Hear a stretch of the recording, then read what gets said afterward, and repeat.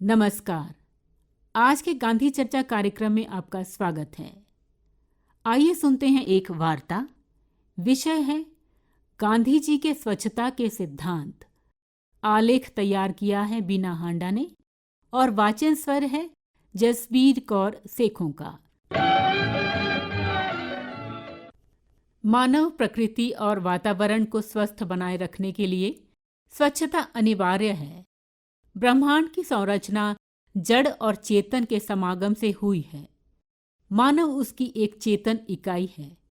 पृथ्वी, जल, अग्नि, वायु और आकाश, इन 5 महाभूतों से भौतिक प्रकृति का निर्माण हुआ है और इसका संचालन ब्रह्मांड में व्याप्त एक अदृश्य जीवंत शक्ति द्वारा होता है। मानव शरीर 5 भौतिक तत्वों से बना है और इसे जीवंतता प्रदान करने वाली चेतन शक्ति को ही आत्मा कहते हैं। इसलिए शरीर और आत्मा दोनों को पावन बनाए रखने के लिए इसे निरंतर स्वच्छ रखने की आवश्यकता होती है। गांधी जी ने इस सत्य को समझा और अपने जीवन में ही इसका प्रयोग आरंभ कर समाज को भी जागरूक कर इसके लिए प्रेरित किया। शरीर और समाज की स्वच्छता भौतिक साधनों से की जा सकती है, परंतु भीतर की आत्मा की स्वच्छता के लिए ज्ञान, तपस्या और त्याग की आवश्यकता होती है। गांधी जी के अनुसार यह सही है कि स्वच्छ तन में ही स्वच्छ मन का वास होता है, परंतु आत्मा की स्वच्छता के बिना जीवन में सुख, शांति और आरोग्य की स्थापना नहीं हो सकती। गांधी जी ने हमेशा शरीर, घर, गांव और शहरों की स्वच्छता पर जोर दिया। उन्होंने खुद सफाई कर उदाहरण प्रस्तुत किए और लोगों को प्रेरित किया।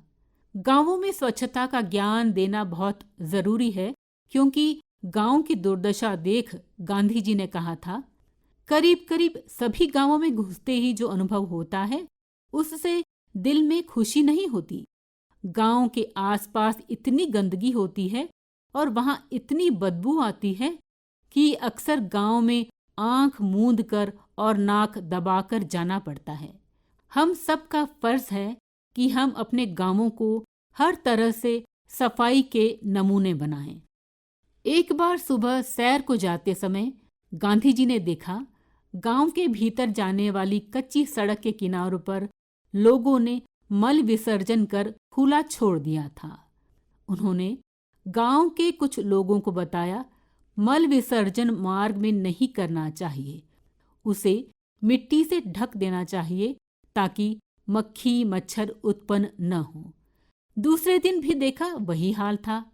तीसरे दिन गांधी जी अपने साथ फावड़ा और झाड़ू लेकर निकले और स्वयं मल साफ करने लगे। साथ आने वाले आश्रम वासियों ने भी कहा, बापू आप क्यों कर रहे हैं, कब तक करेंगे? गांव वाले भी खड़े होकर देखने लगे। अगले दिन बापू ने फिर वही किया। अब आश्रमवासी भी साथ लगे। गांव के लोग शर्मिंदा हुए और बापू के हाथ से झाड़ू पकड़ ली और वायदा किया कि अब से हम अपने आप साफ कर लेंगे। यह तो बाहरी स्वच्छता की बात हुई, परंतु गांधी जी ये भी मानते थे कि भीतर की सफाई संपूर्ण स्वस्थ समाज के लिए बाहरी स्वच्छता जितनी ही महत्वपूर्ण है। आज वैज्ञानिक शक्ति भौतिक विकास तक ही केंद्रित हो गई है, जिसके कारण प्राकृतिक संतुलन भी बिगड़ गया है और वही असंतुलन अपने ही तत्वों द्वारा निर्मल सृष्टि के विनाश का कारण बन गया है। इस एक पक्षी विकास से आत्मशक्ति पर विकारों की धूल चढ़ गई है, जिसे आत्म साधना के बिना स्वच्छ नहीं किया जा सकता। गांधी जी ने भारतीय जीवन की आध्यात्मिक परंपरा और उस पर आधारित जीवन पद्धति का गहन अध्ययन किया और महसूस किया कि अपनी आत्मशक्ति को जागृत किए बिना इस विनाश को नहीं रोका जा सकता, और उन्होंने आत्मशोधन करना प्रारंभ कर दिया। यहाँ से ही उनकी आंतरिक स्वच्छता का अभ्यास शुरू हो गया। उन्होंने सबसे पहले बाहर से भीतर घुसी अस्वच्छता को साफ करना शुरू किया। उन्होंने जाना कि भौतिक आकर्षण ने मनुष्य में काम, क्रोध, मद, मोह, लोभ और अहंकार बढ़ा दिए हैं, जिसके कारण जीवन जटिल बन गया है। मनुष्य ने सत्य का सरल और सहज मार्ग छोड़ दिया है। तब उन्होंने जीवन में परिवर्तन लाते हुए सत्य के प्रयोग शुरू कर दिए। उन्होंने सत्य की शक्ति का साक्षात्कार किया। उन्होंने कहा, विचार में, वाणी में और आचरण में सत्य का होना ही सत्य है। सत्य ने जब उन्हें उसकी सर्वव्यापकता की अनुभूति करवाई, तब प्राणी मात्र के प्रति सहृदयता की भावना उन्हें दिखाई दी। भीतर की सफाई करते हुए उन्हें अहिंसा की शक्ति की अनुभूति हुई। उन्होंने अपने जीवन में इस सिद्धांत को धारण करना भी आरंभ कर दिया। आंतरिक सफाई करते हुए उन्हें पवित्रता धारण करने के लिए ब्रह्मचर्य की अनिवार्यता महसूस हुई। उन्होंने तुरंत 1892 से इसके प्रयोग शुरू कर दिए। ये प्रयोग करते हुए उन्हें अनुभूति हुई कि भोजन में परिवर्तन किए बिना मन को नियंत्रित करना कठिन है। तब उन्होंने आस्वाद व्रत भी धारण किया, सात्विक भोजन और फलाहार के प्रयोग किए और 1906 में उन्होंने ब्रह्मचर्य व्रत की सार्वजनिक घोषणा कर दी।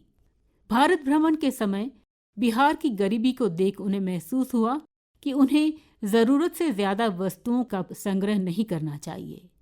उन्होंने असंग्रह व्रत का पालन भी शुरू कर दिया। जैसे जैसे उनकी त्याग वृत्ति बढ़ती गई, आत्मा की सफाई होती गई, वैसे वैसे उनमें आत्मबल बढ़ता गया। उनका मानना था, लोभ ने मनुष्य को चोर भी बना दिया है। जरूरत से ज्यादा चीजें रखना भी चोरी ही है, क्योंकि जब हम किसी अभावग्रस्त का हिस्सा अपने पास दबा के रखते हैं, तब इससे आत्मा दूषित होती है। जब गांधी जी दक्षिण अफ्रीका से वापस आ रहे थे, तब वहां के लोगों ने उन्हें बहुत उपहार भेंट किए, बच्चों और कस्तूरबा को भी दिए। परंतु रात भर चिंतन कर, अपनी पत्नी और बच्चों को समझाकर उन्होंने उन उपहारों को स्वीकार न कर वहीं के लोगों को लौटा दिया। अपने त्याग और तप के बल से भीतर को स्वच्छ करने पर उनका आत्मबल और विश्वास प्रबल होता गया और उनमें सत्य और अहिंसा को सार्वजनिक रूप से प्रयोग करने की इच्छा तीव्र होती गई। इसलिए सामाजिक दृष्टि से उन्हें कुछ अन्य व्रतों को भी साधने की आवश्यकता महसूस हुई। सत्य के पालन ने उनमें निर्भयता की भावना पैदा कर दी। उन्हें समझ में आ गया, भय मनुष्य को निर्बल बनाता है। इसलिए गांधी जी को समाज को निर्भय बनाने की आवश्यकता महसूस हुई। अंतर स्वच्छ होने पर आत्मा का प्रकाश उनके मनोमस्तिष्क में फैलता गया। अहिंसक समाज की रचना कैसी होगी, उसे कैसे कर सकेंगे? उनकी सकारात्मक ऊर्जा उनके मस्तिष्क में उनके सपनों को साकार रूप प्रदान करने लगी। मेरे सपनों का भारत, इसी का प्राकट्य था, जिसके लिए उन्हें शरीर श्रम और स्वदेशी भावना की आवश्यकता भी महसूस हुई। इसका प्रयोग उन्होंने भारत छोड़ो आंदोलन, विदेशी माल के बहिष्कार, खादी आंदोलन, नमक सत्याग्रह द्वारा व्यवहारिक रूप में किया। उनकी आंतरिक स्वच्छता का प्रकाश जन जन तक पहुंचने लगा। बुद्धिजीवी तथा नेताओं को तो उसे मजबूरी में स्वीकारना पड़ा, परंतु भोली और श्रद्धालु जनता ने उसे हृदय से स्वीकारा। लोग भी मौत के भय से मुक्त हो अपने सत्याग्रही के पीछे चल पड़े।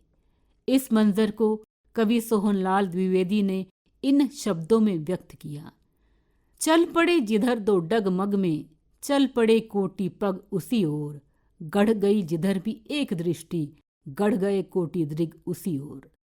आश्रमवासियों और जनता के हृदयों में यह आंतरिक स्वच्छता की लौ जगाने के लिए हर जगह प्रार्थना सभा का आयोजन होने लगा।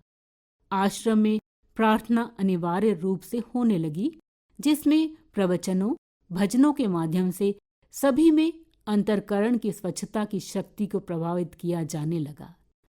आत्मशुद्धि और आत्मा की शक्ति ने दुनिया के सामने एक चमत्कार कर दिया। बिना लड़े, बिना हथियार उठाए, बिना दुश्मन की भावना से भारत की आज़ादी का इतिहास एक उदाहरण बन गया। इसी शक्ति के साक्षात्कार से गांधी जी ने ग्राम स्वराज्य की कल्पना की, छुआछूत के कलंक को मिटाया, सभी धर्मों में सामंजस्य स्थापित कर मानवता के गुलदस्ते में उसे सुशोभित किया। और महात्मा गांधी ने अपने मोहन से महात्मा तक के सफर को सफलतापूर्वक तय किया। न वे सत्ता के शासक बने, न राजगुरु, बस भारतवासियों के राष्ट्रपिता बन अपने को सर्वोच्च पद पर सुशोभित कर गए। यही है आंतरिक स्वच्छता द्वारा आत्मशक्ति का प्रभाव। गांधी जी के स्वच्छता के सिद्धांत। अभी आप इस विषय पर वार्ता सुन रहे थे, जिसका आलेख तैयार किया था बीना हांडा ने और वाचन स्वर था जसबीर कौर सेखों का। श्रोताओ, इसके साथ ही आज का गांधी चर्चा कार्यक्रम यहीं संपन्न होता है। प्रस्तुति सहयोग जतिन मीना का, प्रस्तुतकर्ता जसबीर कौर सेखों। नमस्कार।